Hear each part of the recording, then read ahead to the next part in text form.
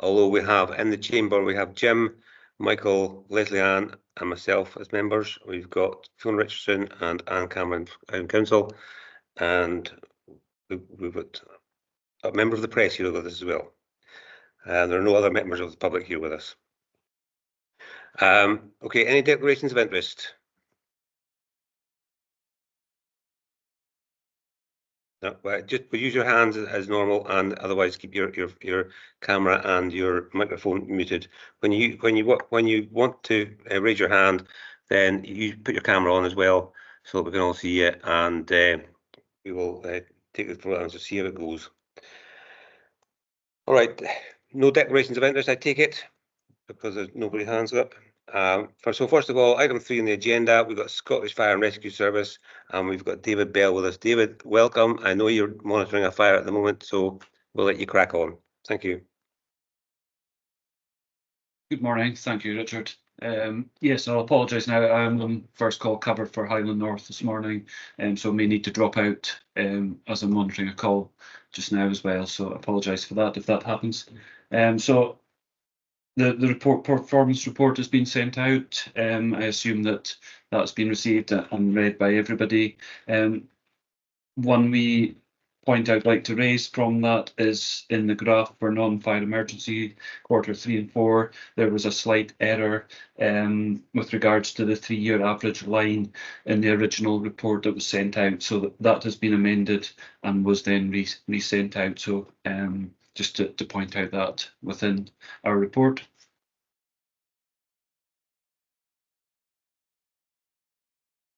Sorry, I'm not hearing you, Richard. Sorry. Hi, sorry, I'm on mute. I was mute there. Yeah, I'm conscious that you're in a bit of a pressure situation at the moment, so I'm happy for you not to go through the report. I hope everybody's read it. I've got a couple of questions for you, so I'll start off with myself and then I'll open it to the floor. Generally speaking, I find that all the reports very positive. It's been a very quiet year, which is wonderful, yes. And long may that continue. My only concerns really relate around the availability in certain parts of the county. Yeah, and okay. I know you've had your struggles in recruiting, and I know that there is a national way of doing things, and you've got to do your training over certain periods and all that kind of things. But where we are at the moment, the model we're using for recruitment and training and everything else doesn't seem to be working in this part of the world. And I'm wondering, is there any way we can start looking at a different model to spread training over a period of time so people can still continue to do their normal work? Any kind of way of thinking out of the box, we can actually start recruiting, because my main concern is around the possibility of a major RTC on the NC 500 in these remote locations, and the delayed response that would be entailed because of unavailability of so many of your stations. So okay. I'd welcome your thoughts on that, please. Yeah. So with regards to the availability, what's being looked at and modelled at the moment, sort of a trial pilot, is the joint mobilising, which we're using mainly in the northwest, on the area where you mentioned the North Coast 500. So we're using that trial to joint mobilise. So we're using that for 2 stations where crewing numbers or numbers within stations are slightly lower. We will use that through our Dundee Control, who will mobilise 2 joining stations to create 1 crew. So that is working very well, and it is providing that resource and resilience within the area. With regards to the recruitment side of it, obviously a little bit unusual. Obviously, I've just newly moved into the Dornoch position, so there's a lot of the stations don't align into the communities, so a lot of my stations are in the northeast side of the country, so we're covering a number of district officers here, but we're all actively recruiting for all our stations. That is ongoing. With regards to the training side of it, I know in the past that they have looked at trialling different models for the initial course, the task and task management course, which is a 2-week course, which the foundation course. So that has been looked at. I'm not sure of what direction that has gone in, whether it's going any further, but it's certainly something we can feed back in, and I can feed that back into the area commander. But it does have its challenges and issues with regards to the course content and the course delivery, and then tying in with our training function as delivering that model and a change to that model. But certainly I'll take note, Richard, and I'll feed that back into our area commander, Michael Humphreys. Sorry, can I just dip out? Sorry, for 2 seconds, Richard. I apologise. Sorry. That's okay, David. Okay, members, it's an unusual situation, so I think I'll have to take a short pause until David comes back. Can we stop the recording for a couple of minutes? I hope everybody can hear me now. The recording started again. Yep. Recording's back on. We've got Annika to give us the updates on the ASGs across the piece. So Annika, the floor is yours.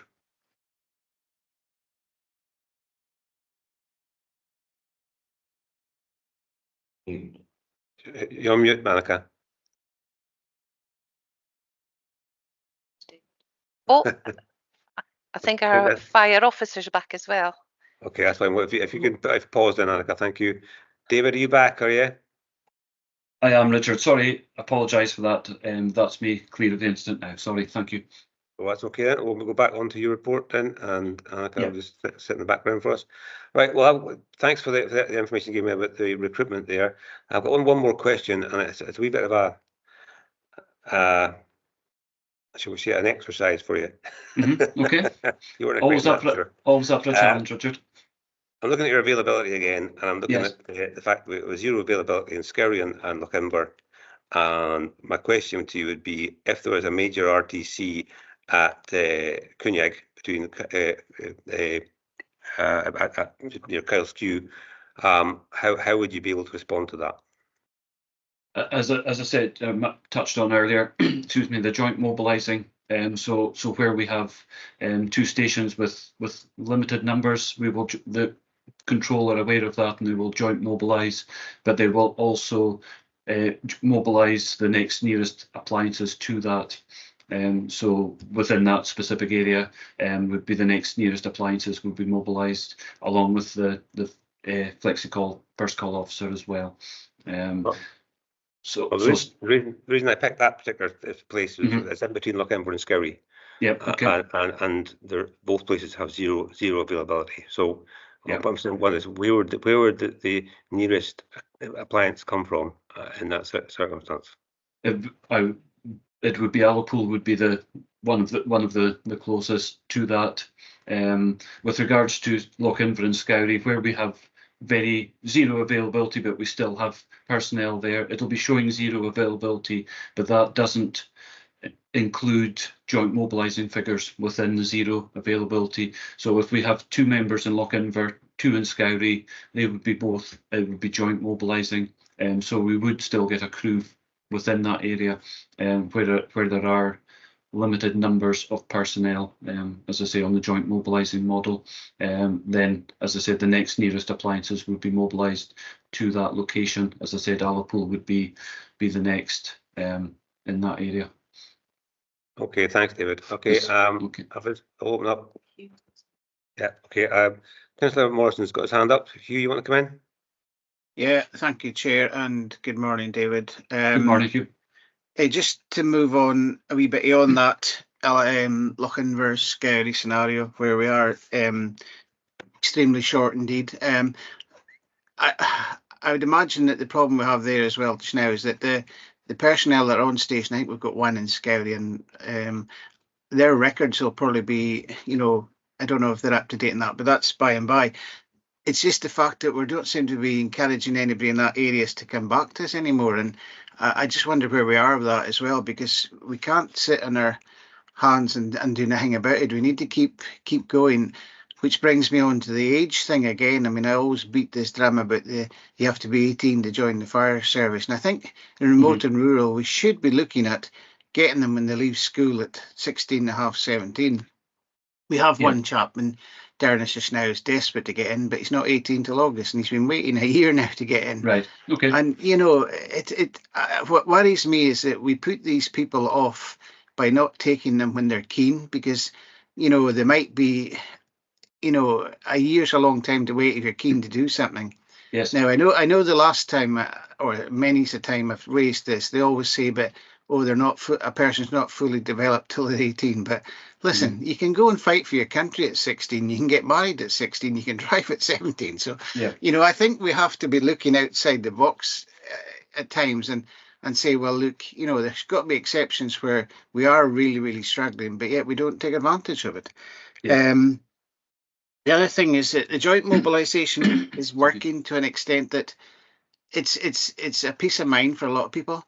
But the problem we have in some stations is that the appliances are that old that you can't actually leave them at the roadside unlocked if you go and join up with another appliance. So we have problems with that as well, because an appliance and its equipment is worth an awful lot of money. So, you know, we have to be mindful of how we can deal with that going forward. I mean, luckily, 99 out of 100 people up here are very honest, and they wouldn't take anything from it. But, you know, we have to be mindful of that as well. And the final point I have is that Darren I'm going to talk about just now. The lack of water pressure coming out of fire hydrants is frightening in Darren. How do we address that situation? And thank you for your time.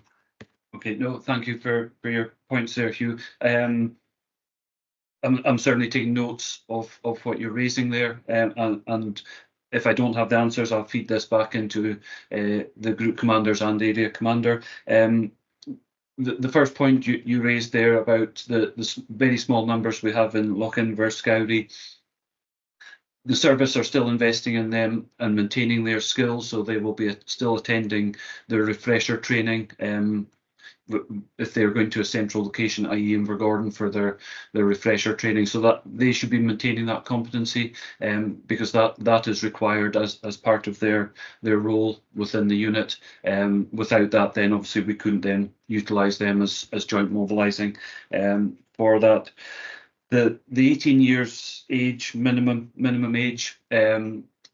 I apologise, I don't have information on that, and I haven't been involved in that part of it. But as I said, I'll certainly raise these points and feed this information back into Area Commander Humphreys, just for his information, and to the relevant group commanders for the areas. And as I said earlier, because of the alignment of the areas, it's covering different group commanders, and it's covering several different station commanders within this Sutherland area, so which is rather unusual to me, because the alignment of the boundaries seems a little bit unusual, to be honest. But so yeah, the joint mobilising, as I said, there are regular updates and meetings with regards to that, because it was put in there as a trial and a pilot in several areas, and not just our specific area. So a station commander in Skye is overseeing the feedback for joint mobilising. So I can feed in, you know, the appliance security part of it, because obviously, as we're well aware, we have in some areas quite an ageing fleet of fire appliances, and then it comes down to the security and the value of our equipment, and obviously the health and safety aspects relating to that. The water pressure, Durness wise, I'll take that back into whether that's a service issue or whether that would feed back into Scottish Water, and I suspect it may be more a Scottish Water issue than it would be a fire service issue, but obviously British standard hydrants fall under a British standard for flow rates and pressure, as you're probably well aware of. So as I said, that as I said, most likely falls back into Scottish Water's remit. But I'll again investigate that, and I can feed back to yourself directly, Hugh, if that's okay with yourself. Yeah, absolutely. If you could take that one forward, I think it's vitally important that we can get the pressure back into the hydrants that we've had before. So yes, no problem. So no, thank you for your answer and your time there. So thank you. Thank you. Thanks for that, David. We've got Councillor Hutchison's hand up now. Marianne, do you want to come in? Very much. On the water pressure, I don't know if it's the same situation in Scowrie, but there's been a lot of times in Scowrie in the last year where they've had no water, so it might be worth looking into that one as well. Yep, I don't know specifically for the the water hydrant supply, but it might be an issue. Also, I was thinking about the recruitment again, Scowrie, Lochinver, Assynt.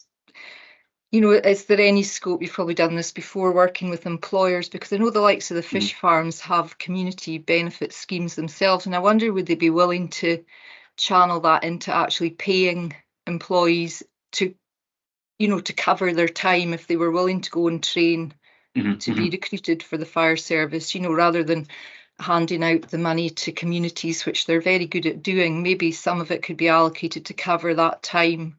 Right. Because it's a fortnight training, isn't it? Is the longest spell. I just wonder, would it be worth the likes of the community councils and myself working with employers, and you know, there's wind farm money. Maybe some of that could go into a sort of employability. Gaining skills. I could work, you know, speak to the employability officers as well, and maybe see if there's anything we could do there. Hugh's probably tried all this already, but it was just an idea. Thank you. But sorry, no, I appreciate that. Again, recruitment. Obviously, as I said, we're covering different station commanders are covering different areas, so and they'll all have their different ideas of how they've engaged with employers, partnership working within the communities, and I know a lot of effort goes into that, specifically for my area, you know, looking at different options, different ideas, different views and opinions, and you know, for probably more for my area, you know, I'm more than happy to take on board any support or suggestions and how we can contact and engage with our partners and support that. The 2-week training, as you mentioned, that's the first task and task management foundation course, and then there's another 2-week block, usually within about a 6-month period, for the BA training element. So there is quite a commitment from a candidate or a recruit coming through the process in the initial stages, and that really goes back to Richard's question of the sort of structure of our course delivery, which, as I said, I'll feed back to our area commander to see if there is any scope or movement within the service to change that, to make it an easier process for candidates or recruits coming through into the service. Okay, thank you. Thanks for that, David. I'm not seeing any other hands up. So members, are any other questions? No? Okay. Well, listen, David, thank you very much for your report today and for your time.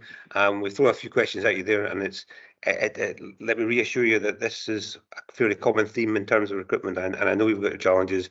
I do appreciate that you're working hard to try and overcome that. And you'd be welcome to come along because Hugh's giving you some questions and Marianne has as well. And it might be interesting for you to come along to one of our ward business meetings, and we can have a more informal chat about progress you're making. So you're more than welcome to get invitations extended to you to come along anytime. I would very much appreciate that.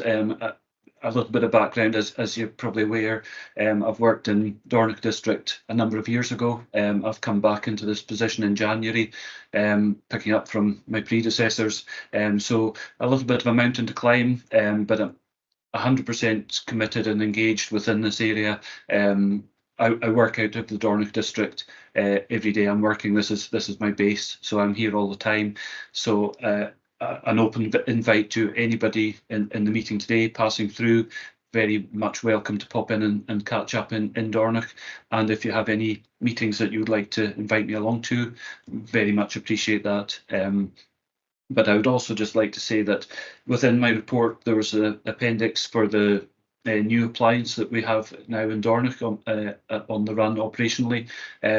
We're having a wee open morning on the 1st of June in Dornoch, and I'll be putting out some invites to yourselves locally within the Dornoch area to invite you along, just so we can show what the service have invested into Dornoch Community Station, and the very up-to-date modern equipment that's on the appliance. So it's a big investment to the area, so we would like to support, promote that and support that, and invite you along. So we've got that ongoing at the moment as well. So thank you. Thanks for that, and I'll certainly do my best to come along on the 1st of June. I think Kirsten Morrison had his hand up again. You? Yeah, it was just half a question maybe. I just wondered about the continuity of the Sutherland stations. Would it not be sort of better if you based in Sutherland were doing all the Sutherland stations, or is that too many for one person? Is that the reason why they split the sort of West Coast ones to Alipool and sometimes for Invergordon and that? To be honest, I don't have the answer for you. However, as I know you worked with Jason previously, since then, they have been realigned. So Sutherland is pretty much been split 3 ways between the first call officers, and I'm covering Dornoch to Wick up the northeast coast. I honestly don't know why that split was made, but I can certainly ask the question and feed that back to Hugh, because I am a little bit, obviously I'm finding my feet within the area, and when I look at the stations that I'm reporting on for yourselves today, I was a little unsure of why so many of are falling into different areas and not fully under Sutherland. So I can look for the information, and I'll certainly feed it back to you. No, thank you for that. Thanks. No, thank you. Thank you. One quick question for me is just: are you going to be getting involved with the community planning partnership as well? Is that part of your role? Yes, I'll be, as I said, I'm fully involved in any partnership working within the sort of East Sutherland, East Caithness is what my district area is coming under. So, as I said, any invites to any partnership meetings or any support I can give, please feel free to reach out and make contact with me. That's great. Thank you very much indeed. Well, I'm not seeing any more hands, so I'll let you go. I know you're a busy chap, and thank you very much once again for the report and your attendance today. Much appreciated. That's fine. Thank you, Richard. Do you want me to sit in for the remainder of the meeting, or is that? Sorry. You're more than welcome to. Yes. By all means. We've got a few things to talk through, but yes, so you're more than welcome to sit in if you wish to. I'll sit in if that's okay for the moment, because I think it's a good opportunity to hear what's ongoing within our community. So thank you, Richard. Thank you. That's fine. Okay, members, we're moving on to item 4A on the agenda, and we've got Annika with us. Thank you very much, Annika, for hanging on. They're much appreciated. So if you want to start off with the first part of one of your reports is 4A, which is the Kinlochbervie High School Campus Attainment Overview. Well, good morning, members, and thank you for the invite. I'm bringing you 4 reports today of 4 ASGs or campuses as you have across your area. They're very different in reporting, as a couple of the campuses are small clusters of schools and 2 of them are bigger, so they are varied a wee bit of the content, and I'm going to explain why. So the first report is over the Kinlochbervie campus, and it gives you some key information in relation to the schools within the campus, and it provides an overview of performance and also with links to further information. Please note that the information shared in all of the reports, they are for session 22-23 unless otherwise stated. So Kinlochbervie, just to give you a little bit of context, I know you're aware, very well aware, but the primary schools as of September 23 served 43 pupils in primary, 15 children in the early years sector, and they were all in local authority settings, and with the secondary having 27 young people within the school. And I said this is September 23. The recommendations today is for you members to scrutinise and note the content of the report. And as you can see from the report, there is a lot of information, and there is some information I unfortunately cannot share today around attainment, and that's due to the small numbers of children that can be identified. But I would suggest if you have any specific questions around any of the schools or any of the data, I would be happy to come along to a further maybe board meeting or business meeting just to go through those specific questions, and I can also invite the head teachers to join me for those meetings too. However, in this report, you can note how the schools rated themselves in June 23 in their standards and quality report. I think I would like to note here as well, we have a new head teacher, permanent head teacher in Kinlochbervie, who might quality issues different this year, and that's for all the schools as well, obviously because they have moved forward. Also, that you can note from the report is that one of the schools within the campus, and that's KLB Primary, had an HMI visit within the last 5 years. Looking at the average attendance for the ESG or for the campus, for the primary schools, it was actually higher than Highland national average. And the secondary school had a slightly below average in national compared to national Highland average. Some good news, I think, for Kilby, and I think that's great for Kilby, and that is they have 100% success rate in terms of where the pupil destinations are. And I find that Kilby are very creative around supporting pupils to stay in their communities as well if they so wish, but also to go away study further afield. You can also note in the appendix the projected school rules for your information for Kinlochbervie. I think I'm just going to go over to my next report, if that's okay, Chair, and then I could take questions at the end, if that's okay with you. Yeah, that's fine, Annika. Thank you. Sorry, you're on mute. You're on mute now. Oh, maybe it's mine. Okay, I move on to my second report. Thank you. Fine. And that is for Farr. And again, for Farr, obviously that's one of our smaller campuses that we have as well in Highland.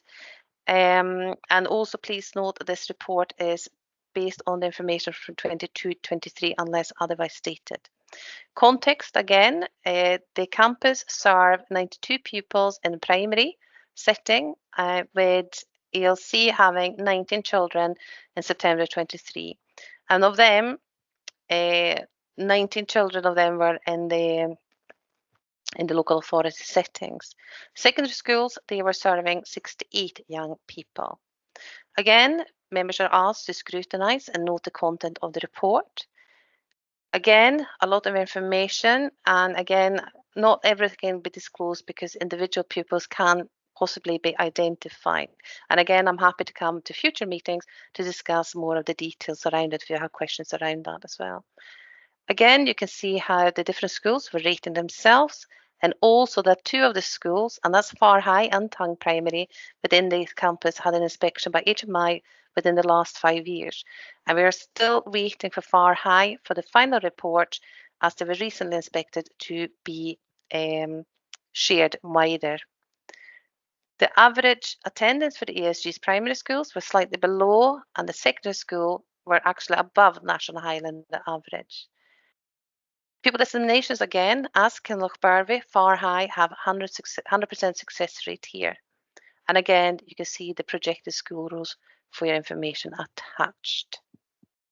Going on to my third paper today, that is for Dornoch ESG, and I can share more information here as to the bigger schools, especially around the attainment. So again, I'm giving you a little bit of context. At September 23, the area served 208 pupils in primary. ELC settings served 39 children in total, with a secondary school having 217 young people within their school. Again, please, I'd like you to scrutinise and note the content of the report. And again, I'm willing to take any further questions that come to future meetings with more details around the data within. Again, you can see how they rated themselves in the standards and quality reports. And one of the schools, and that's Dornoch Academy, had an inspection by HMI within the last 5 years. Average attendance for the campus primary schools were slightly lower, and so were, or no, the secondary schools, sorry, were slightly above National Highland average. The attainment overview for the primary schools shows that the 2 primary schools performed slightly below National Highland average in majority of the areas, and officers are working with the school to make sure the moderation going forward is more accurate, because when you start to look at the secondary schools, the number of school leavers achieving in literacy 5, they were actually slightly higher, and numeracy level 5 were actually the same as the virtual comparator in 2022. In the senior phase, the average tariff score was higher again than the virtual comparator for the lowest 20 and the highest, but below for the middle 60 and highest 20%. So they were actually higher for the lowest 20%. Again, positive news for pupil destinations 16 plus. Dornoch Academy had a 100% success rate in that for the young people. And again, in the appendix, you can note the school rules going forward. Now, and finally, I'm going to go over to my last report. I know there's a lot of information here, and that is for Golspie ESG Associated School Group. And please note, data, again, is for 2022-23, unless otherwise stated. September census 23, we had 328 pupils in total for primary, with ELC settings serving 49 children. And the secondary school served 264 young people at the time. Again, please note and scrutinize the content of this report.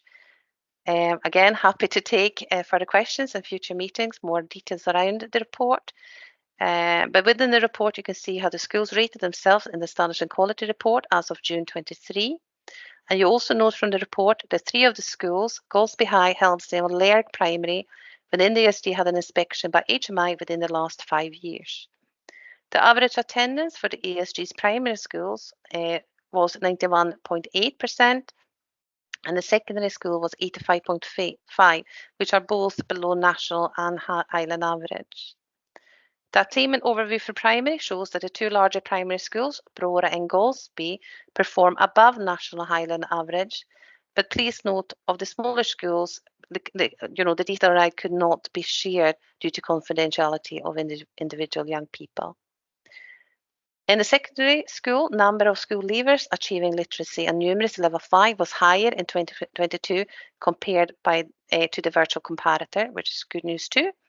And in the senior phase, the average tariff score was higher than the virtual comparator for the lowest 20% and the middle 60%. However, for pupil destinations 16 plus, Golspie High, they are below Highland and national average. And again, please note the appendix, and you can see the projected school roll forecast. Thank you, members. Thank you, Chair. I appreciate there's a lot of information in this, but I thought it was important to get the papers to you, or the data to you, before we kind of heading into the next session when there will be new data for this session, if that makes sense.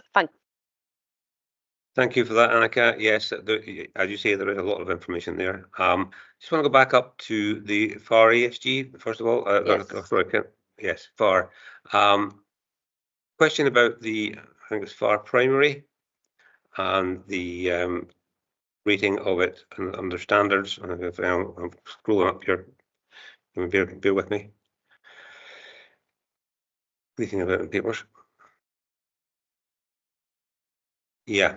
On 4.2 on the standards and quality reports, the latest reports, Farr Primary is rated as satisfactory across the board in comparison with the other reports, which seem to be working on very good or good. Is there a reason why Farr would be slightly below the other ones? It can be that the leadership for all, obviously we have a very strong head teacher on the campus, as you know, but it can also, because the leadership of all is for all levels, including pupils, it can include, it actually includes all the staff as well. And it can just be that they started to look at a new initiative around pupil council or pupil-led activities. So all of that encompasses. But obviously now this is a year kind of out of date our data. So we have actually in the process now to complete this year's data too. So we work closely with the head teachers around that. But I think it's also this important that we have truthful reflection of our head teacher as well. And within the standards and quality report, but also the SIP going forward, the school improvement plan, is just how they address it too. But we're working closely with that. But I can look more into that and speak to the head teacher exactly the details around that, okay, why that is. Appreciate that. What impact, I mean, we're looking at 21-22 here. Is that right? 21-22? No, 22-23, sorry. So we're a year out of the pandemic. I wonder what sort of legacy has been left by that in terms, certainly in the smaller schools and the remoteness of them. So what in your thoughts, what's the impact we could see? I think sometimes, especially for the smaller schools, if you have families who have suffered through COVID, for some families it's actually been hard to get back to what was normality pre-COVID. I still think there's families are still suffering maybe some anxieties around to be in the wider society, and I have to actually give massive credit to the schools, especially or really rural schools, how intensely they work with the families in terms of supporting the families, actually children coming back regularly and attending schools. And as you know, in the likes of Farr and Kilby, the children, the families have a different commitment as well with the school transport. You know, you have children traveling far to get to school and also to get home from school. So, but I have to say this, our head teachers are outstanding in terms of making sure the kids come to school, go and visit them if they don't feel they can come to school as well. So I do think there are patches for certain families. Certain families, I think they're just back as normal, whatever normal was. And I do think there are patches of families that are finding it quite difficult after COVID, with mental health as well, mental health issues sometimes. Thank you for that, Annika. And one last question for myself. I'm looking at the school roll forecast for the Kinlochbervie High School, Yeah. and it's steadily diminishing and going forward. I'm just wondering how viable it is in terms of delivering a really good level of education, when obviously you're going to have difficulty with recruiting specialist teachers, English, geography, history, chemistry, physics, all these ones. How do you actually go about delivering the full curriculum when you've got a very small school like that? Yeah, and again, you know, we have a new head teacher in there now, a lot of new ideas, but also really looking at the context of the school in terms of offering the subjects the young people feel they need to also be able to stay in the area and take up a lot of opportunities there are. So I think this year they have, well, I know tourism has been a subject I've introduced, for example, for children to have a qualification in. And also, I do think, and I know the head teacher, and especially in Kinlochbervie will agree with me on this one, is the digital offering that we have as well, that the children have a chance to have a wide opportunities to pick the subjects they want, but look at the likes of the digital schools that we are as a council moving forward to as well. So they have this kind of the same opportunities that if you were in the middle of Inverness, we're hoping for. Okay, thank you for that. Yes, okay, thank you for that. Generally, I mean, what I'm seeing as an observation for myself is that the reports are all very positive for the schools in the main, and I was please pass on my thanks to all of the education staff and all the schools for the hard work they do. I know it's great. Okay, I'll throw it open to the floor now, because I realise I'm hogging it. So, anybody got any questions? I'm not seeing any. Oh, Councillor McGilvery. Only a comment, Chair, and I see that Marianne is coming up for me. The roll forecasts make for sobering reading.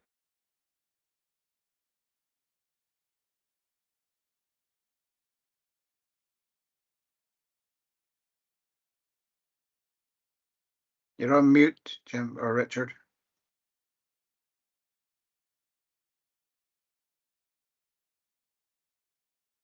Richard, you're on mute.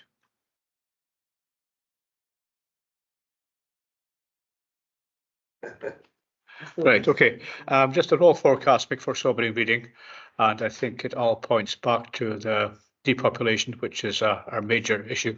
And I think the provision of new housing is across all communities is very, very important indeed. As regards quality of education, I think we're tremendously well served.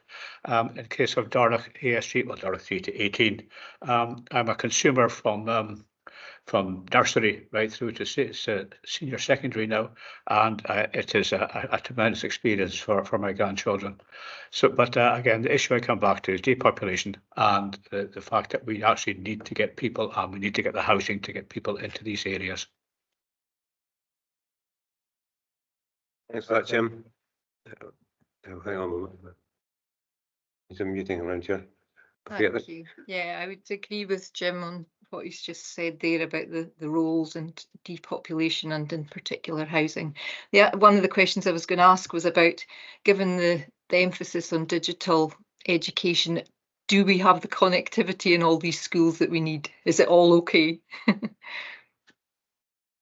Yeah, the connectivity hasn't come about an issue in any of these schools. It just should be fine. But obviously, you know as well, and one day it works perfectly, and you can sometimes we have glitches. I'm not going to lie, but in the overall, there is good connectivity. That has never been reported as an issue. Okay. That's good. It was great to see the new head teacher appointed in Kinlochbervie. I have to mention that as well, because I think it's just been really good, not just for the school but the whole community. They were really behind that, and it's sort of opened up all sorts of new things there. I think lots of new ideas, and the same in Farr. The head teachers are doing an amazing job, and the rest of the staff. We're very fortunate. It's really interesting. Well, it's good, first of all, to see the 100% positive destinations, but really interesting in the two schools that I'm mainly involved with, Farr and KLB campuses, how different they are, how one's sort of very much employment is the main destination, and then the other one, there's a lot more people going to further and higher education, equally positive, but it's just really interesting to see. The one question I had is, what is the definition of training? Because nobody seems to be training in the positive destinations. You know what? Yeah, Maria, I will find out for you. Okay, exactly the definition for it, because I haven't got readily to hand, so I will find that out. It's a very low percentage even in the Highland and Scotland figure, but I just wondered, is that an apprenticeship or is it something different? Because you've got, excuse my ignorance, but there you go. Thank you. Excuse my ignorance as well, because I'm going to find out exact definition for you. Okay. Thank you. Thanks for that, Annika, and a really good question. So, I think Councillor Morrison, you had your hand up. Thank you, Chair. Yeah, it was just to obviously pass on my congratulations to the new head teacher in Kinlochbervie and to Farr, who is an extremely well-run campus. Yeah, I think we talked earlier on about the fire service and 16-year-olds, and if the kids are leaving school, we need to be tapping into them. I said that already. So there's a wee bit of joined-up thinking needs to happen there as well. And the only question I have for you is that, let's not forget we have kids in Ascent and Argyll as well. So we never ever get to hear about them because they go to Alipool and Tain. So let's start bringing them into the Sutherland reports as well, please. Thank you. I think that's a very good point, Hugh. And we are in danger of missing these people out, and it'd be good to get reports from these other two schools as well. Annika, is that something you can arrange for us? Yeah, I can share. Obviously, that report goes to the ESG, but I will make sure I share that because that will have been completed. So I will forward it to you all. Okay. That's fine. That's great. Thank you for that. Any other questions, members? No? Okay. Recommendations are that we note and scrutinise the reports that we've just seen. Are we content we've done that? Yes, that's fine. Annika, thank you very much for your time today and for all the reports. It's greatly appreciated. And as I said earlier, please pass on our thanks to all the schools for the great work that they do. And certainly extend an invitation to the new head teacher of Kinlochbervie to come to one of our ward business meetings, just to introduce them and have a chat with them. Obviously, we can do that with Teams. We don't want to spend all day driving back and forth from KLB to Golspie. But yes, he's more than welcome to attend one of our meetings for a chat. That would be great. Thank you so much for your time. I will pass on all the messages. Thank you. Okay, thank you. Bye now. Okay, members, moving on to we are on item 5 of the agenda, which is the housing performance report. And I don't know who. Oh, Marina's here. Hi, Marina. How are you? Good, thank you. Thank you, Chair. Hopefully we have Colin Sharp, who's our repairs manager for the North, joining us again today to answer any queries. You do, perfect. Just want to check that technology was working. Yep. Colin will be able to answer any questions in relation to the repairs side of the service that members may have. Well, welcome to you both. Do you want to go through the report, or you just want questions? Yeah, I can just give you a brief outline if members wish, if that's okay. That'd be great, Maria. Thank you. Yeah, okay. Firstly, if we can go to section 5 of the report. So this details out area repair statistics. Item 5.3 shows the length of time taken to complete emergency repairs, and Sutherland has remained within the 12-hour target throughout the year. Item 5.5 details the average time taken to complete non-emergency repairs, and both wards again have stayed within the target time of 8.9 days throughout the year, so that's very positive. Item 6 of the report details our tenancy management information. So the average relet target time is 35 days, and we're actually out with the target time, but within the Scottish Housing Network benchmark, and that's just with the exception of Ward 1 and Quarter 1. And that's due to some of the low demand we have in some of the areas in Ward 1 in North and West Sutherland, and that's affected our overall statistical performance. Item 7 of the table details information on our rent arrears. We ended 2023-2024 with a reduction in rent arrears compared to Quarter 4 in 22-23. Our current rent arrears have dropped again to 56,000. That's 25,000 in Ward 1 and 31,000 in Ward 4.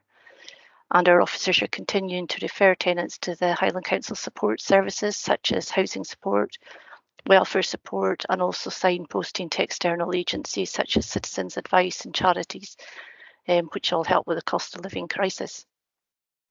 And finally, item 8 of the report shows our homeless presentations. Apart from an increase in Quarter 3, the overall number of presentations remain very low. And we're happy to take questions. Thanks for that, Marina. I've got a couple of things and then I'll open up to the floor. With regards to repairs, first of all, it's a big well done with you, because I mean, not only are you well within the target time, it's you're less than 50% of the target time, which is fantastic. So really good work there, and it just shows how responsive the repair team are being overall, which is great. The rent arrears. I know that the rent arrears are skewed a little bit by the fact that housing benefits paid in arrears in the first instance. Can you give us some kind of idea about how much of a difference that makes? And so if we took all of the rent arrears due to benefit late payments, what difference would that make to the overall figure? Oh, that's not something I could give you today, unfortunately, Chair.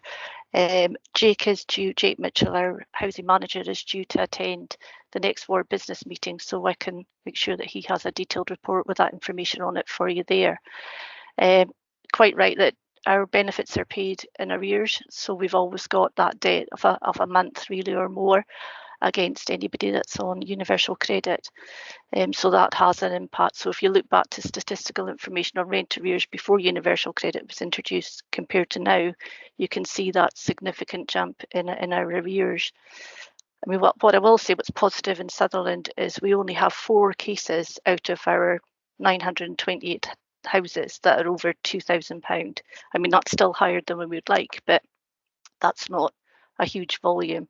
And we've got 17 cases in total, which are over 1,000, and every other rent arrear case is under £1,000. So it's that's promising, and that's down to the hard work of the officers and the signposting that they do to the likes of Citizens Advice, and using our internal welfare support officers and intensive support officers to help tenants. And we always encourage tenants to engage with their housing management officer to ensure that they are getting the help that's available to them in relation to their arrears. That's great, thank you. And I think if I've seen in other reports that Sutherland is well below the Highland average in terms of rent arrears. So I think that's down to the hard work of you and your team. So thank you very much for that. Much appreciated. Open to the floor. Any questions, members? No, I'm not. Oh, Hugh, Councillor Morrison. Yeah, thank you. Good morning, Marina and Colin. Just a couple of things. The housing list, does that go just for council houses, or does that go like Alban and the Highland housing one as well, or is it just purely council if you're on the council list? And the other one was if you have empty houses at all, just as you do anyway, just let us know what areas they're in, because we can broadcast them through community councils, which is really important, because I think the community councils are a way of getting news into villages, because they obviously put their minutes on the notice boards and things like that. So So that would be handy if we can. I mean, as I say, you've done that before, but just keep doing that with members. I think it's important. And if you have time, you can maybe send us all a family tree of the housing officers that are in place now, because that's really handy as well. Sometimes you go to somebody and they're not there anymore, or they've changed and that. So that's something that the council is not very good at, is keeping members up to date of who's left and who's not left. So if you have time at some point, that would be extremely handy. Thank you. Thanks for that, Hugh. Yeah, in relation to the stock, it's all residential social landlords that are on the Highland Housing Register, so the likes of Albin, Highland Council, Cairn. There's a group of landlords that are all on the same waiting list, all on the same register. There are a couple that's excluded, so the likes of Trust Housing isn't on the same register, so people would have to put a separate application into Trust Housing. That's really about the only one that's the exception within Sutherland. The rest of us are all on the same waiting list. So the same, same waiting list we're all working from, if you like. In relation to voids, I'll continue to keep selling empty ones in any shape or form that we can in order to get those filled. And I'll pull together just a structure and send it out to all members, so with all staff details and contact numbers, emails, etc. That's not a problem. We'll get that done for you. Excellent. Thank you. Thank you. Councillor Hutchison. I thank you, Marina, and thank you for all your support at other times as well. It was just a wee question about 7.3 about the Cost of Living Act ending in March. Do you expect that we're going to see an impact about that? Is that a worry about the evictions? Not really. I mean, we have a process to go through, but the objective is to keep somebody in a house, not to take a house away from somebody. I know I've said that in many meetings in the past. So we'll do everything that we possibly can before we get to that point, and make sure that all the services are offered. Just keep continuing to communicate with tenants as best as we can. There will obviously be the exceptions where people don't communicate or maybe shut down communication with us, and that's a challenge for us. But I don't envisage a huge influx in evictions in our area. Certainly not within the Highland Council side. That's a last resort for us. Yeah, that's good. Thank you. Thanks for that. Councillor Nevin.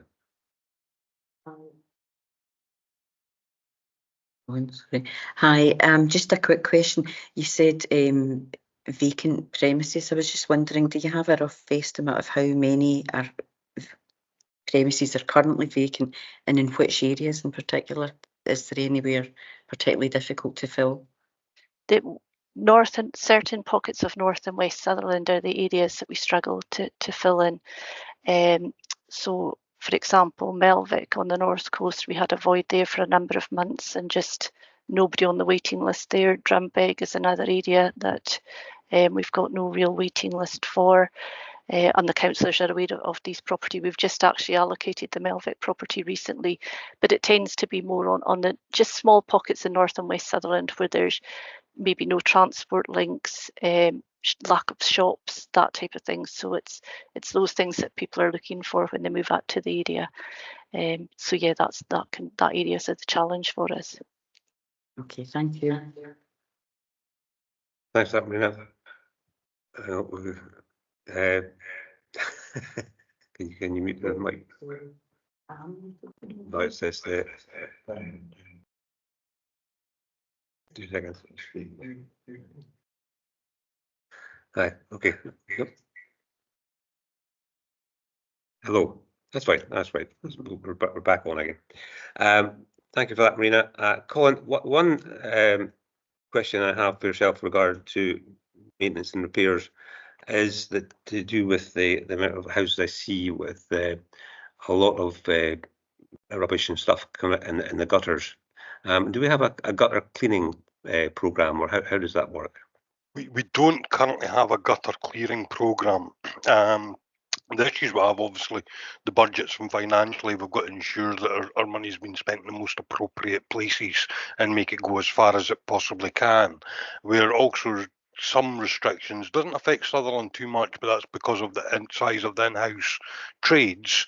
Any work that we can do in-house is meant to be done in-house, irrespective of the timescale that may take to do, which can cause problems.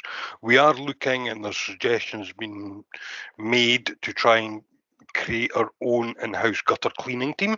The whole purpose will just be to start at one end of the county and clean the gutters until they get to the other end, and turn around and go back to the beginning again and just continue to do that, because gutter clearance, whilst not overly expensive, is very important, because it can cause additional problems to the structure of the property, with water running down and gutters collapsing under the weight of moss or debris and leaves and such like. So whilst we don't have a cyclical programme, we will still respond if someone contacts us regarding their gutters. We will still respond, and we will issue a works order, and we will get that gutter cleared. But we're really being more reactive than proactive on that. So it's the tenants contact us, we will clear out the gutters. Okay, thanks for that. So you mentioned that you are going to be looking at bringing a programme of starting in a sort of a fourth rail bridge approach. So you start. Yeah, so that's something. I mean, generally speaking, most gutters require to be cleaned out yearly. You know, some more than that because the area that they're in or whatever.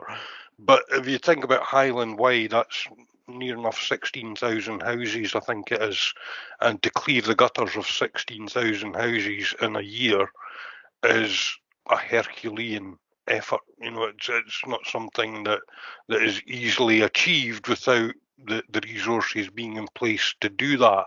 So we are trying to get a business case together to enable us to do that and to clear the gutters, but that's more of a long-term project than a quick fix, unfortunately. Okay, Colin, thank you for that. That's much appreciated. Any other questions, members? No, I'm seeing shaking heads and no hands, so that's you're clear to go, folks. Thank you very much, Dave, for your time today and for the reports. Much appreciated. And please pass on our thanks to all your teams for the hard work they do. Will do. Thank you very much for your time. Thank you. Thanks. Okay, members. Actually, before the event, I was supposed to check. We were supposed to note the report. Are we happy we've done that? Bit late now if we haven't, but anyway. Right, thank you. Sometimes I need to be nudged to remind me of these things. Okay, we're now on to item 6, is the Community Regeneration Fund Assessment of Applications. Paula, and we've got Paula, and is Fiona joining us, or just yourself? We've got Paula. It's just myself this morning. So. Okay, well, welcome and thank you very much.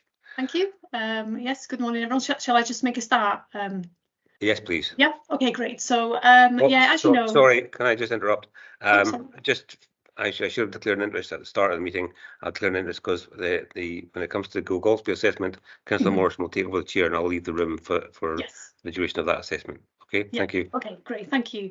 Good morning, members. So, as you know, the Community Regeneration funding is an umbrella term used for several funds that are available for community groups and organisations to bid into, and each area committee is allocated a pot of funding to award projects, and members make a decision on those locally. So, within Sutherland, today we're looking at the 23-24 budget. So the 23-24 allocation in Sutherland for distribution was £715,561.61, and that committee in January £528,452.11 was approved to award 14 projects, meaning that there is a remaining balance in the 23-24 budget to award projects. And just to note as well that at this meeting in January, 2 projects were deferred for further information, and they were invited to come forward with a resubmit an application for consideration today, and members are advised that as neither of these were submitted by the required deadline, they cannot be progressed at this present time. And should these applicants wish to apply for funding in the future, then they will just need to reapply basically with a new expression of interest and an application form. And in the committee report, I'd just like to draw members' attention to section 1.3 and 3.1, and this also affects Appendix 2, as there are a couple of updates since papers were issued. I can confirm that today there are 6 applications under consideration with a combined grant request of £219,982,033. CRF 2340 from the EMBO Trust, they've been successful in securing match funding, so they're withdrawing their request. And I can also confirm that the total budget available in Sutherland for distribution is actually £195,872.38, as additional funds have been identified through a previously approved project underspend. So that's what's available today. So and I could just confirm that all projects presented today, they've been technically assessed, and I can confirm that they're all eligible for funding. And as part of the committee papers, I provided a summary of the RAG assessment sheet, so this will help members make their decision today. I would also like to note that the RAG assessment, it is only based on the information that was presented in the application form, and this is only a guide to help members with their decisions. So if a project's been given a red or an amber against any of the criteria, it doesn't necessarily reflect an eligibility issue. It's just based on purely, based on the information in the application, or perhaps they have outstanding requirements such as match funding or consents. So that's just to help flag up any outstanding requirements. So, and if members wish to approve any of these ratings, where we would usually seek to address some of these with project conditions, if members wish to award funding. So members are asked today to decide whether to approve, defer or reject each of these applications, and in the case of approvals to agree the grant award amount. And if there is a balance of funding remaining, members are also asked to agree to ring fence this balance to deliver area priorities identified through the work of area-based plans, and that future applications would be presented at a future committee meeting. So if you're happy, I'm happy to kind of present each of the project first, and members can indicate whether they are mindful to approve, defer or reject these initially. And because the fund is oversubscribed by just over 24,000, perhaps we can just see the outcome of this first to see what this kind of looks like. So Chair, if you're happy with that approach. Yes, I'm happy with that, Paula. Yeah. Okay, great. So I'll just move on to the to Appendix 2 then. So I'll just give a brief overview of the RAG summary, so would you like me to leave the Golspie project last, or would you like me to present that first? That's the first one. I'm getting some guidance here. The advice if you declare an interest in that project should be taken first, and you. Right. The advice I have is that it should be that one first, and I'll leave the room, and then I'll come back in and go from there. So okay. I'll hand over to Councillor Morrison to chair this part. Thank you. Thank you. Yeah, thank you, Chair. I'll let you leave the room.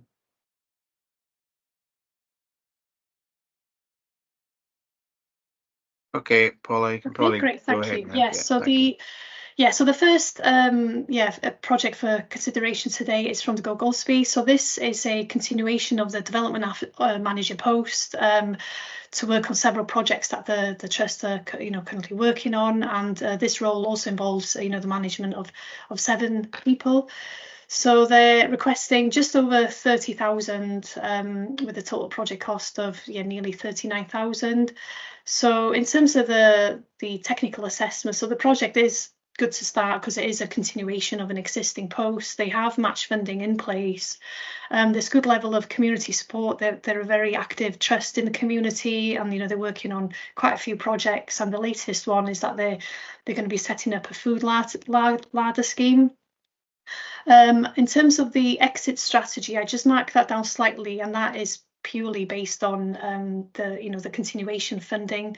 That's not quite secure yet. However, they do work on several kind of income generation projects, and that they're predicting that by 2025 that they'll be in a kind of a sustainable footing to be able to sustain the post going forward. So I don't know if members have any questions.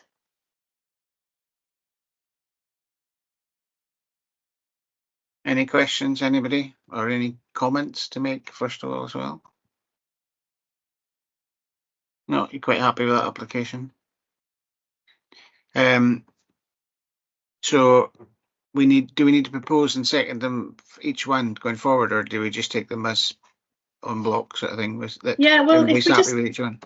Yeah, so maybe if we just take it, if members are mindful to kind of approve, defer, or reject this one, and then we can just see how that looks like in terms of all the other projects, because obviously we are oversubscribed. So initially, if members are just mindful of which course of action we'd like to make. So. Yeah. Okay, members, are we mindful to approve this project, or are we anybody otherwise minded on that? Given that we are oversubscribed, is there any element by which this project could be reduced, if we do end up having to alter, rather than giving all the amount, or is it not really that easy to do that with this one? Well, perhaps if we we could always just come back to that afterwards. Once we've considered all the projects, and if members, there may be a project in that members, wish to consider differently. So, and then perhaps we can just have a look at what the balance would look like if members. So, it would just give that first sift in a way. Yeah, that makes sense. If we go through them one at a time, and then we can work out the fine details at the end. So yeah. So members, are we happy to approve this project to move it forward? Yes. Okay. Thank you. Yeah.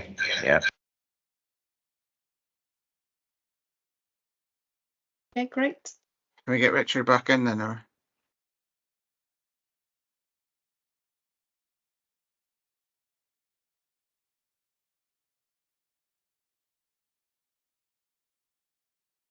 Okay, Richard, so what we're going to do is go through each project and either approve them or reject them, or what's the other option? We have another option. What's the third one?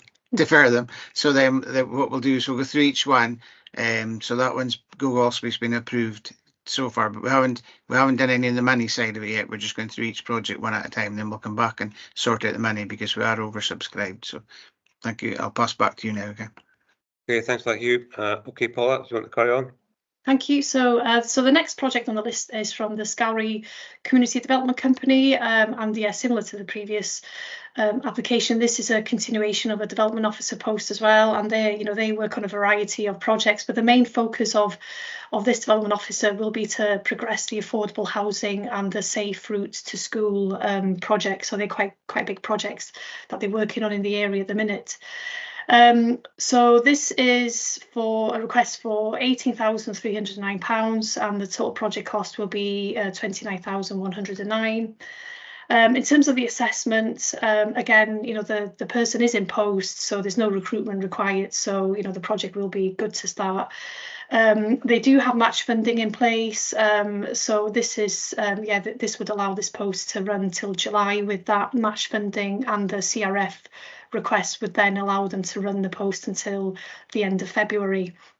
There is because the main focus of the work will be to develop the housing project, so there is a need for affordable housing in the area, and unfortunately they've just hit a couple of stumbling blocks to do with the land transfer, so it has kind of delayed the process a little bit, but they are making good progress. So I believe they need to secure planning permission first before they can secure the land transfer. So, but they are progressing with that. So so in terms of the assessments, again, I've marked this one down slightly for the exit strategy, because they will rely on continuation funding going forward. And the trusts are not in a position yet where some of their income generation projects are quite sustainable. So it will rely a degree on future funding to continue the post. So I'm happy to take any questions. Okay, members, any questions on this one? Not seeing any hands. No, I think no. So generally speaking, are we happy to approve in essence? Yeah. Okay. That's fine. Paul, I want to carry on. Great, thank you. So the next application on the list is from the Dornoch Golf Club. So basically they're seeking funding to replace some of their equipment. So the mower that they have is just no longer fit for purpose, and obviously is quite an important piece of kit to maintain the golf course. So they would like to, so the one that they have at the minute is a diesel powered mower, but they would like to buy more of an energy efficient model, whereas hybrid technology is available, I believe. So that's quite fundamental for the project. So but in addition to this, they would also like to purchase a 3-ton tipping trailer to improve the working efficiency and reduce the need for travel when they carry out some erosion work. And this is part of their and the removal of invasive species as well. And this is in line with their land management agreement with NatureScot. So they're looking for 14,000 from CRF, and the rest of the funding will be matched from their own resources. So they've got, just over 6,000, nearly 6,500 from their own reserves that they'll be using. So in terms of the assessment, obviously, it's a popular facility in the community, but because only one letter of support was provided at application, and again we assess, what's in front of us basically, the level of community support, need and demand, and the priority was marked down slightly for this. And this project is predominantly about maintaining an existing facility, because it is to maintain the golf course. But obviously, if they don't maintain the golf course, then that has a detrimental effect on that facility being available for the public to use. I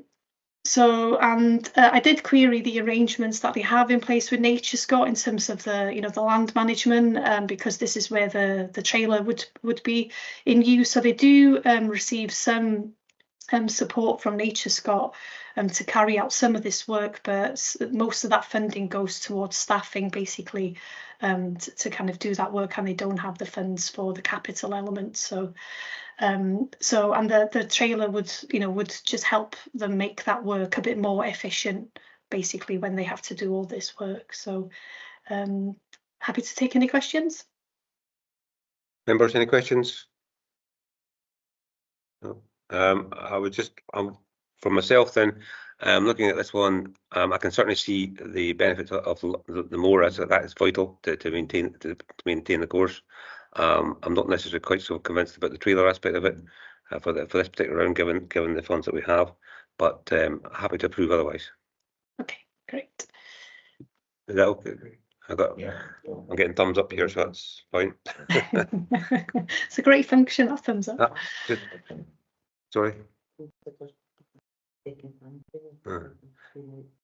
Sorry, that's just been mentioned that have they looked into the possibility of a second-hand trailer, for example, but that's an option for them. But anyway, you carry on, Paula. That's great. Thank you. I'll take that comments on board, but we'll kind of revisit that perhaps a bit later. So where members, with any projects, if members have any additional conditions that they would like to attach to any awards, then we can discuss that a bit later on. So So the next application is from the Highland Council, and this is to provide access ranger service specifically for Sutherland.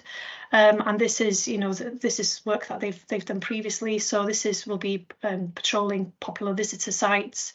So this will be to fund 3 full-time posts over the summer period, when it's really busy, and then those posts will be reduced to 3 part-time. They're not additional, they're just, the 3 full-time posts will reduce to part-time over the winter months. So they're looking for £100,000 request, and that's 100% request from Community Regeneration.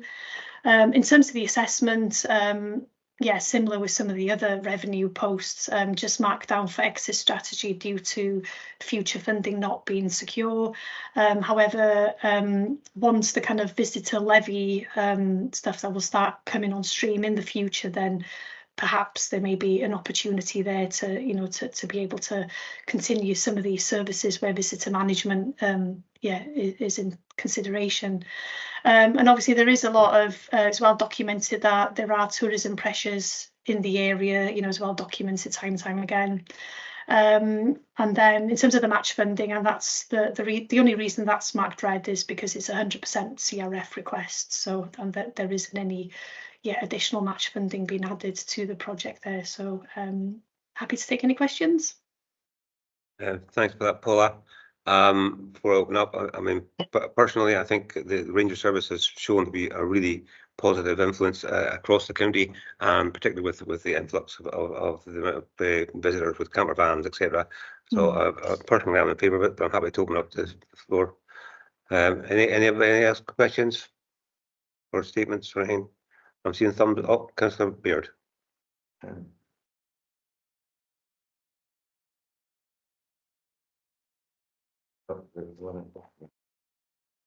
Sorry, we're IT issues. Just bear with us. Okay.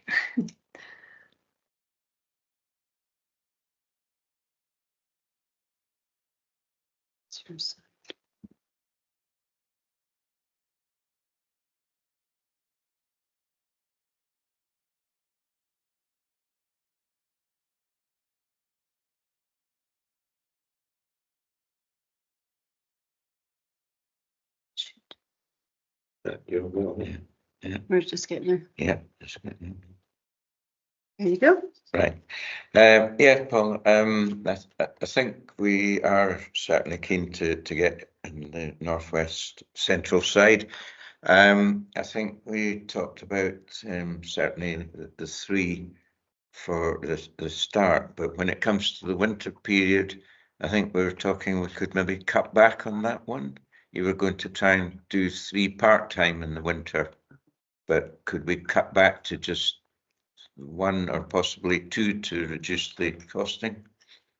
At the moment, the request is for 3 part-time posts for the winter, but yeah, similar to some of the other projects, perhaps we can have a look at some of the detail a bit further on, because we are oversubscribed, so perhaps maybe that's something we can consider a bit further on. But yeah, certainly in the application, the request is for 3 part-time posts in the application. So yeah, okay.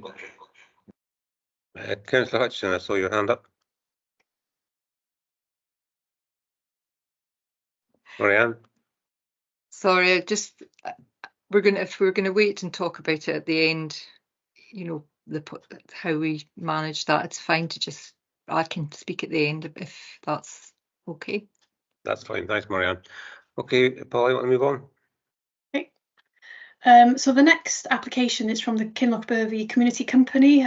So they recently just completed a piece of work where they've been just looking into how they can better improve the Loch Clash area.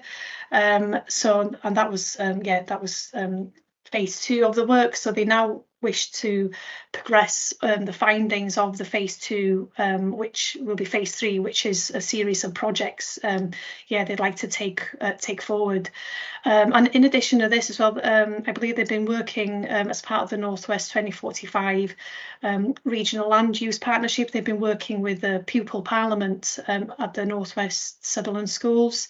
and they've been working with young people there to develop projects in their local areas. So that's quite an interesting piece of work. So I guess they would just like to explore and continue that momentum going through some of this work. So this is a 100% request from CRF, so that's just over 40,000. And in terms of the assessment, so I've marked it down slightly for robustness because they've mentioned that some aspects of the project, and I believe it will be to do with the camper van facility improvements, that they may need planning.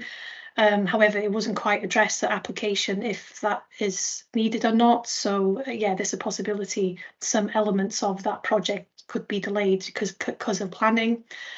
And although they've mentioned that they've done a whole lot of surveys, consultations, to kind of improve the site, but no. The evidence of that wasn't provided with the application, and there weren't any letters of support. But it doesn't necessarily mean there isn't support for that. It's just, again, what's being presented in that application at that time.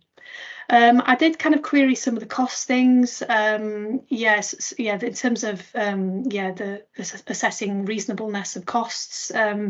So they kind of took it from catalogues and some previous work that they've done, and it just wasn't clear if the VAT was included in that because they're not VAT registered, which they have confirmed that is part of that funding package.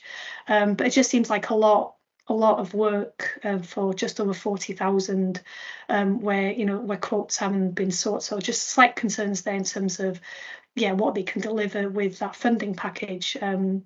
Because they have listed that there is about 8 different capital elements to this. So 8 different activities, and there is a budget line for project management support, and a bit towards the kind of scoping out of the mountain biking trails that they'd like to develop. Again, it just seems like a lot to deliver there.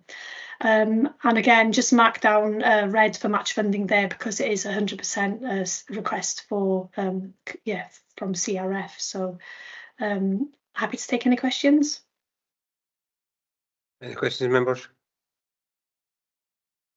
No. Okay. Well, looking at it myself, looking at what you got here and what you just said, it strikes me that it's a really ambitious project, and I'm happy to support it. But I think there's things that they wouldn't be able to manage within the time period. So I think we're happy for them to carry on and progress, but if there's areas where there's no planning permission and things like that, that could delay things beyond the period of time for this particular application. And I think that's right to see a more robust application coming in with a better plans going forward. So I'm happy to support in certainly in some element, but not necessarily for the full amount. We can discuss that later. Thank you. Okay, great.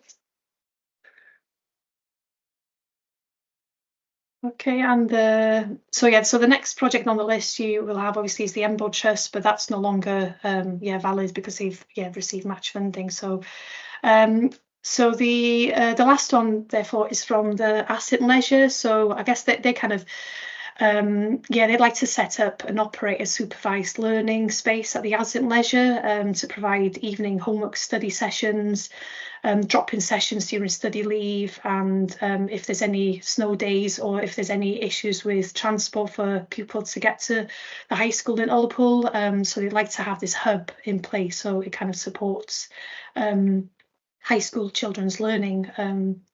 So they are requesting just over 17,000 from CRF, and that's a 100% request. In terms of the assessment, so this it would be a brand new provision in the area, and I guess the idea is to kind of pilot it. So they have done, and there is support from the head teacher and the parent council, and they're kind of in support of this, and they are helping to kind of drive this forward. So they have done a couple of surveys. So one was sent out to the pupils and one sent out to the parents. And I believe there is about 38 pupils who do attend high school, but the responses of the surveys were quite low, and there were just mixed reaction from both parents and pupils whether they would use the kind of study leave sessions or the homework the homework sessions. So yeah, it kind of mentions in the application that, you know, that there are issues with broadband in the area. I think, again, that's well documented as well in various local plans. But it wasn't quite addressed in the survey, so it wasn't one of the questions that was highlighted in the survey that they carried out. That was a barrier to learning, basically.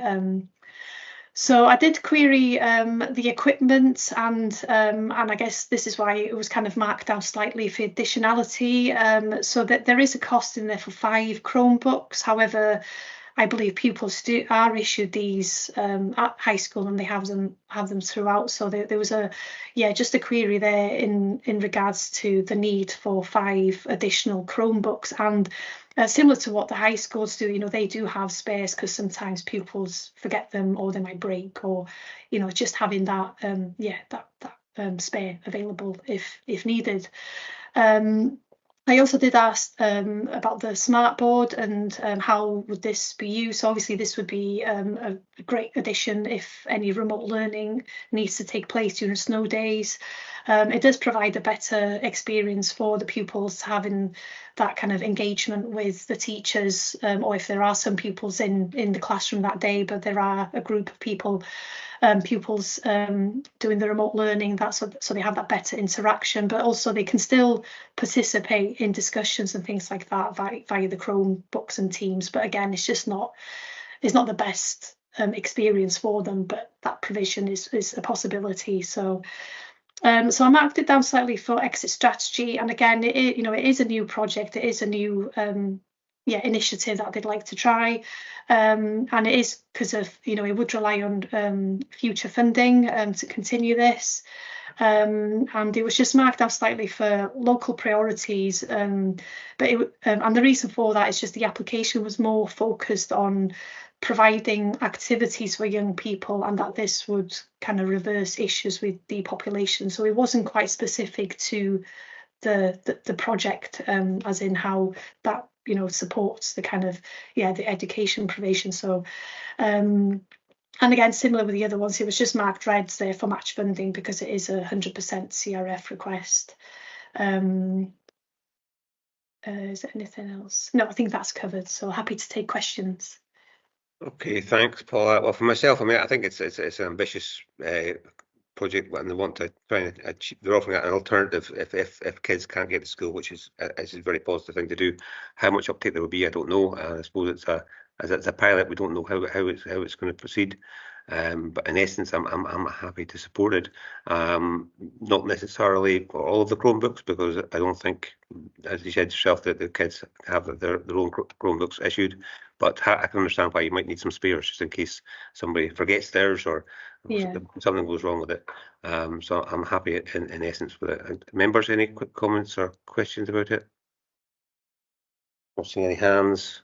Okay, no. Right. I think that's reviewed all of them now. And I think we know which ones we want to support. So I need to go back to the beginning again and listen to how much we allocated to. So it comes back to the Golspie again. So I will once again leave the room and leave it with.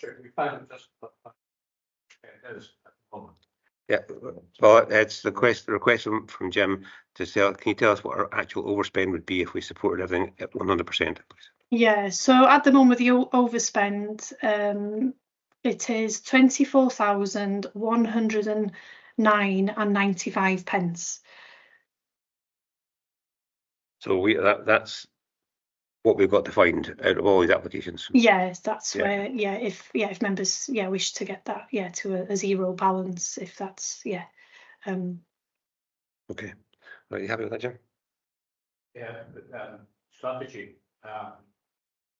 Take off each one, or do we actually have a kind of a only certain things like that? We split the 34,500 6 ways and say we'll use everything that way, each one their percentage, or we actually go through and try and focus on where we can take a cut. Well, I mean, personally, I think it's a case of looking at each one of them and see whether we can make cuts, and where and some of the projects, for example, in Kinlochbervie, the projects they are ready to go, but there's questions about whether it can be delivered. So do we look at that? We've reduced it. So, Marianne, you got your hand up? Well, it was just to say, first of all, I couldn't hear what Jim was saying very clearly there at all. And I think what he was saying was to take an amount off each project. Is that right? That was what he was suggesting, yeah. Well, he wasn't suggesting anything. He was just saying, how are we going to do it? And what I've suggested is that we look at each project to see if it can be delivered within the timescales, and if we think it's a realistic possibility, or if we want to maybe reduce some areas to make sure that we match the deficit of £24,109. Jim suggested that we just cut it in 6, and effectively that would be 8,000. No, my sum's going wrong here. Can I? Yeah, I would like to 4,000. suggest. I would like to make a suggestion that I wouldn't mind that for most of them, but I would like to leave the Ranger one, the Access Ranger one, because it's a Sutherland wide one. I think it's slightly different. I would like to leave it as it is, complete. That would be my suggestion, because I think it is slightly different, and I just think it's very, very vital, and I wouldn't reduce the winter part-time element of it either. But that's just my opinion. Thank you. Okay, welcome. And that being the case, members, there's 2 approaches here. Do we want to go with assessing each one of them to see if there's any areas for reducing the amount, or do you want to follow Jim's suggestion of just dividing it across the 6 to take £4,000 off each one of them? My preference is to go over each one and assess what we can save, without actually putting anybody off. Councillor Morrison, I saw your hand up.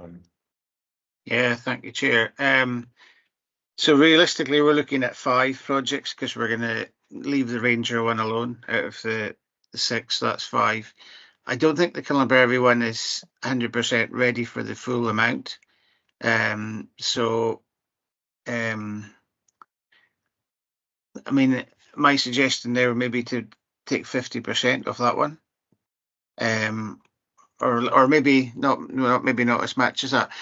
Would it be fair if we took 2,000 off the other 4, and then took the remainder off Kinlochbervie and left the Highland Council one?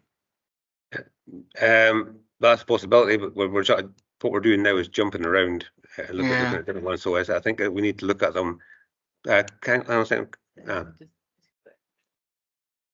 know I need to go. Yeah. I mean, let's deal with them one at a time. Then you go out, Richard. You go Golspie one. Yeah, I mean, the advice I'm getting here is that if we're jumping around like this, I'm leaving myself in a bit of a difficult situation, because I haven't had declared an interest in Golspie. So yeah, well, you go and we'll do that one.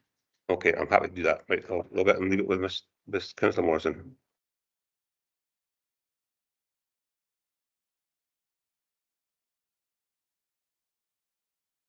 Okay, I take it he's left the room. Okay, members, I'll open it up for discussion now as to what you want to do. Are you wanting to give the 100%, or do you feel that we should take something off each one?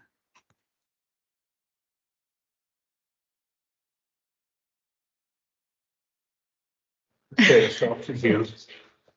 So taking a little bit of each one does appeal to me, but I'm a wimp, that kind of thing. Well, that was why I thought if we took like a couple of thousand off each one and took that would give us 8,000, and then the remainder off the Kinlochbervie one. But that was just a suggestion I had, and that was fair to each application that way, without touching the Highland Council one. But Leslie Ann?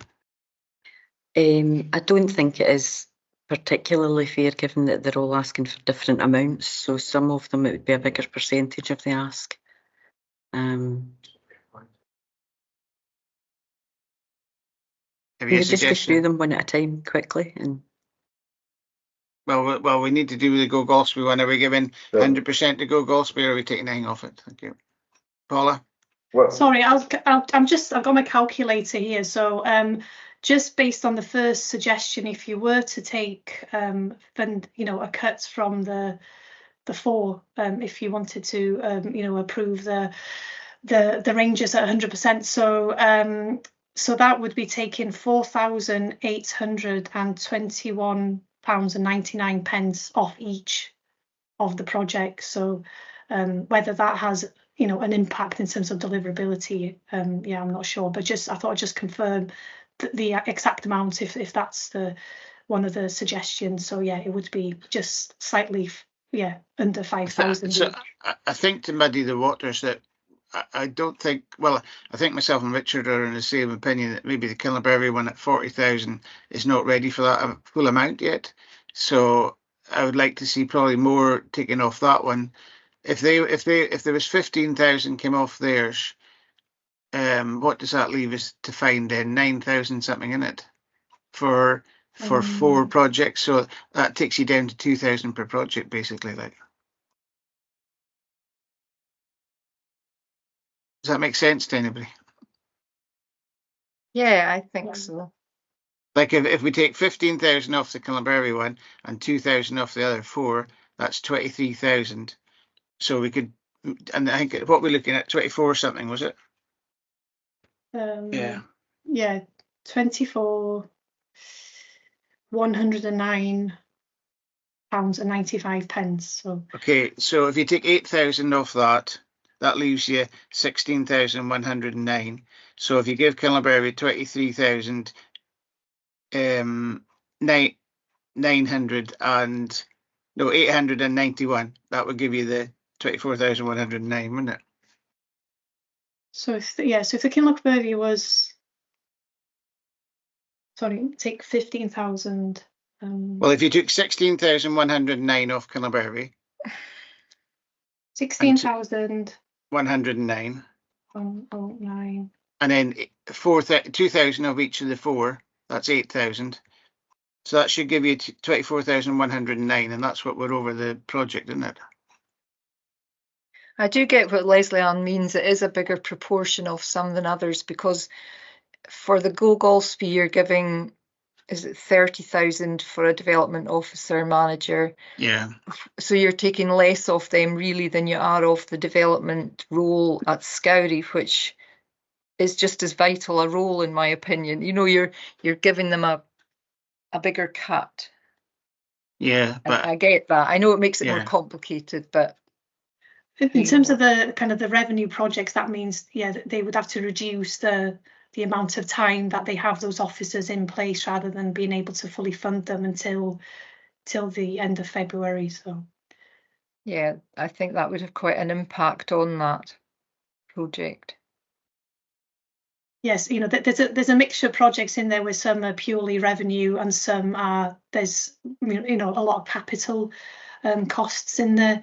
Some of the others. We're all agreeing that affordable housing is a priority, and that's really what the priority of that project is. That's my worry with that one. But then, Hugh, you maybe know more about what's going on in Scourie than I do. It's not a community council that I go to, so it's hard. I don't know. Leslie Ann. Paula, can I just ask? Oh, sorry. I don't know. Here's through this. Yeah. Did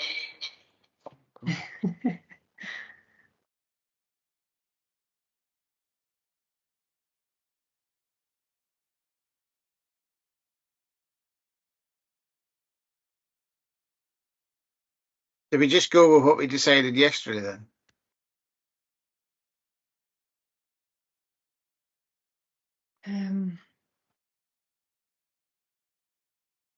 Helen? Oh, Helen's coming in. Sorry, it's maybe not really my place to come in now, but did Richard not have a suggestion about one of them perhaps not needing a trailer earlier on? Yeah. Is that another angle to consider? And are there any others where an element of the project could be taken back and perhaps come back for a future round without undermining the project itself? That's what I was kind of meaning at the beginning. Are there ones that lend themselves more to that? Oh. Yeah. There you go.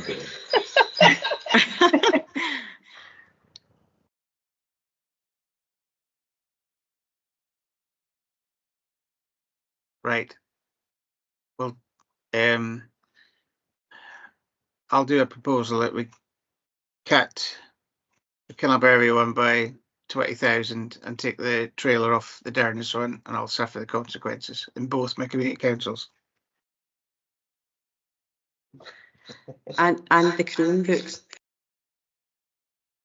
Well, we don't need that if we take 24,000 off that too. And could we look at the price of the Chromebooks? I don't know how much they cost. I have an iPad thing and it's quite a lot of money, but I don't know how much the Chromebooks are.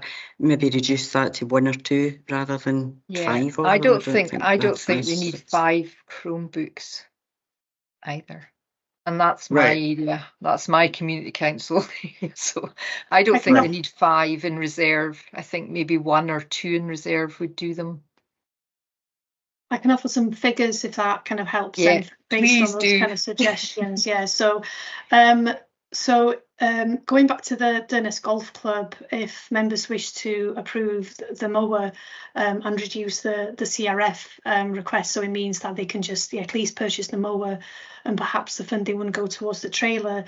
So that would reduce it from 14,000 requests to 10,025, because with their match funding, they then have funding to purchase the mower, because that was 16,500.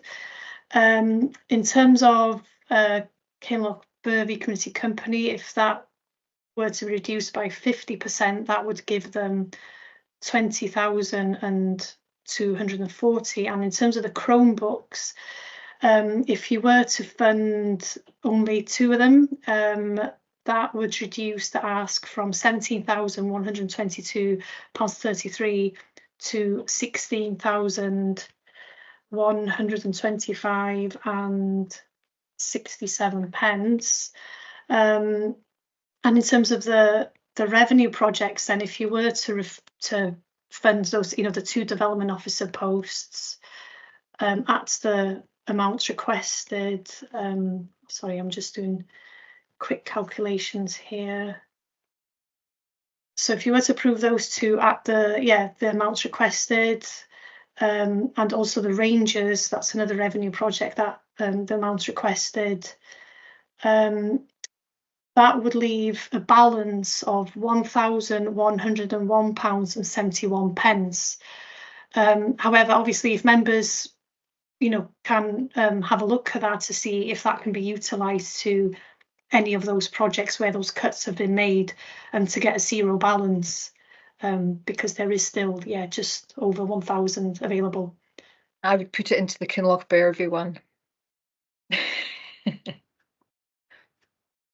Members happy for me to have a look at that? Yep. Yeah, that's fine. So that would be 1 0. So that would be, sorry, I've got my calculator. +1.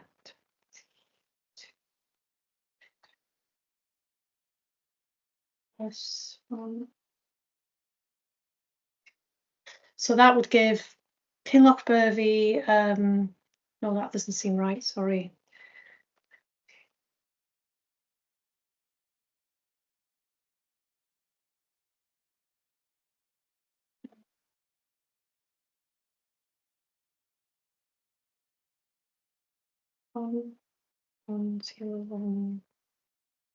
So yeah, that would give Kinlochbervie 21,341.71, would then mean there's 0 balance left in the budget.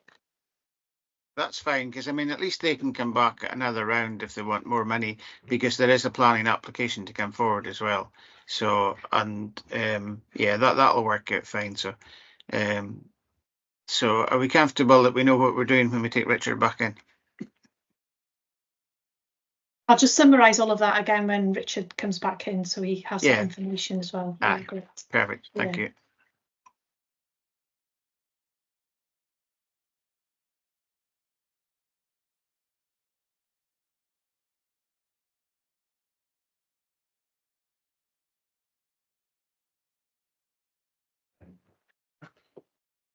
This is the worst part of this. Yeah, project, isn't it? think the advice is to confirm each award before the chair comes back. All right. Interest.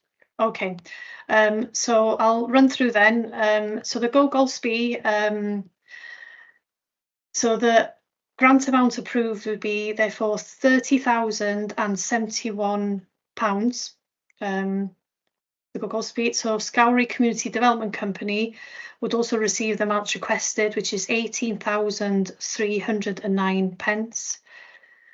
The Dornoch Golf Club would be to award £10,025, which will allow them to fund the mower with their match funding. The Highland Council Ranger Service, so that would be 100,000 as requested to fund those posts. The Kinlochbervie Community Company would receive just over 50%, which will be 21,341.71, which will allow them to carry out some of the activities that they've listed in the application. And finally, the Asint Leisure would receive £16,125.67. Oh, sorry, not percent, pence. And that is a reduction to only fund 2 Chromebooks rather than the requested 5, based on that these would be spares and that pupils have them anyway. So yeah, they would just be spares. So, and that would leave, so that would be total funds committed would be £195,872.38, which leaves a 0 balance. Perfect. Excellent. Well, thank you for your work there, Paula, and also to the members for sorting that out. And we can now take Richard back in, I think so. Thank you. Paula, I don't envy you.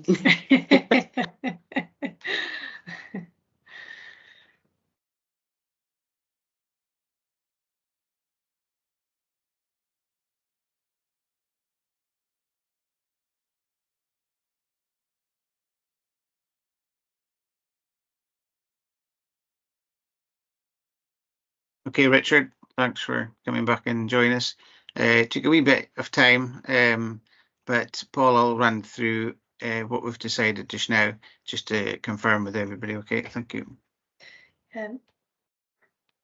Yeah, just to recap and to provide Chair the information. So Golspie will be awarded the amounts requested, which is £30,071. Scowrie Development Company will also be awarded the amounts requested, which is £18,309.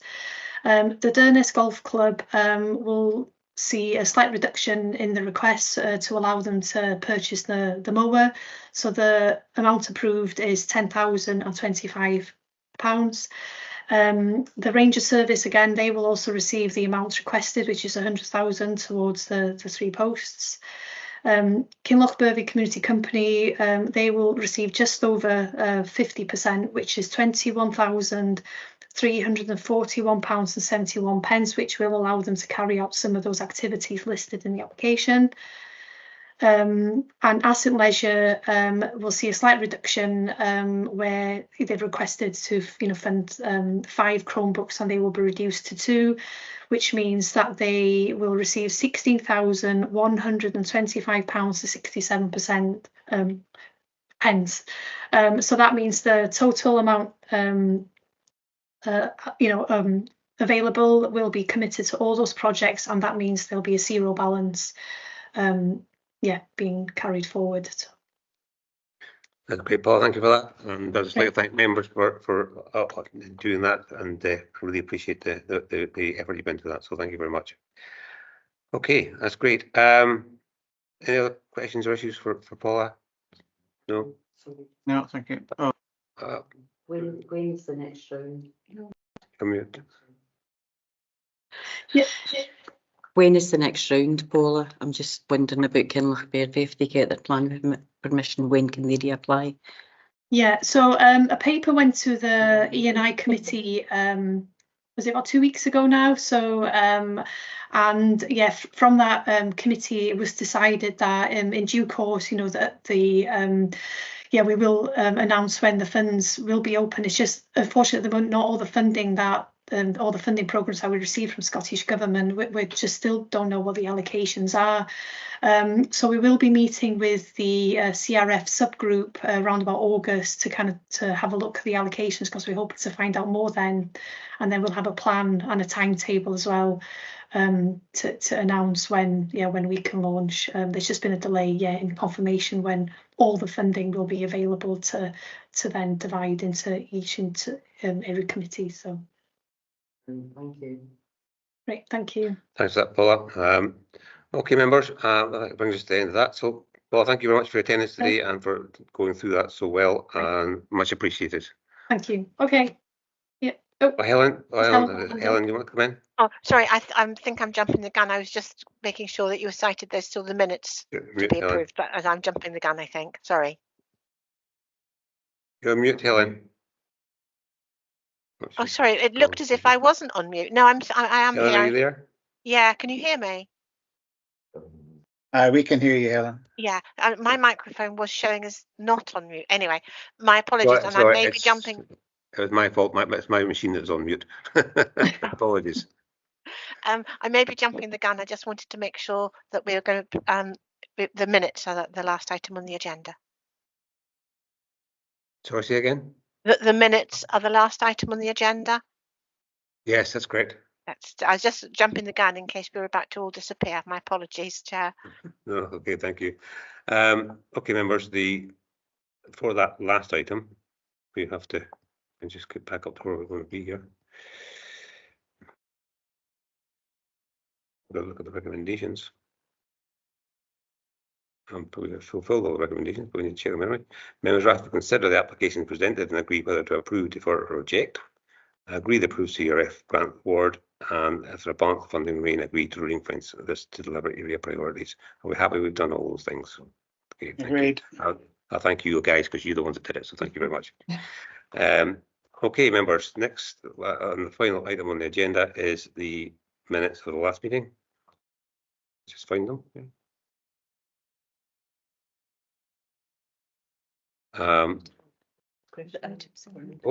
Sorry, my apologies. Item 7, good job that I've got my support network here, otherwise I'd be stuffed. Yeah, it is actually. Right, award discretionary awards, item 7 we have a list of awards that we've made over the last year, and what I'm doing is presenting them and asking you to note them. Are we happy to do that, or is there any questions about the one we have? We've got, and I'll give a wee bit of an update. A total of £15,170 allocated at award business meetings for award discretionary fund for Ward 1, and for Ward 4 we have a total of £15,199.99 for being awarded for all for good local causes. Anyone want to make any comments about that? No? Okay. Right. Now we can go on to item 8 in that case. It's the minutes of the Sutherland County Committee held on 23rd January 2024, approved by the Council on 14th of March. Do we have any comments to make on them? No? Okay. And that can come to an end then. Thank you very much, everybody, and thank you for attendance and your diligence over that last agenda item for the awards. You can stop recording.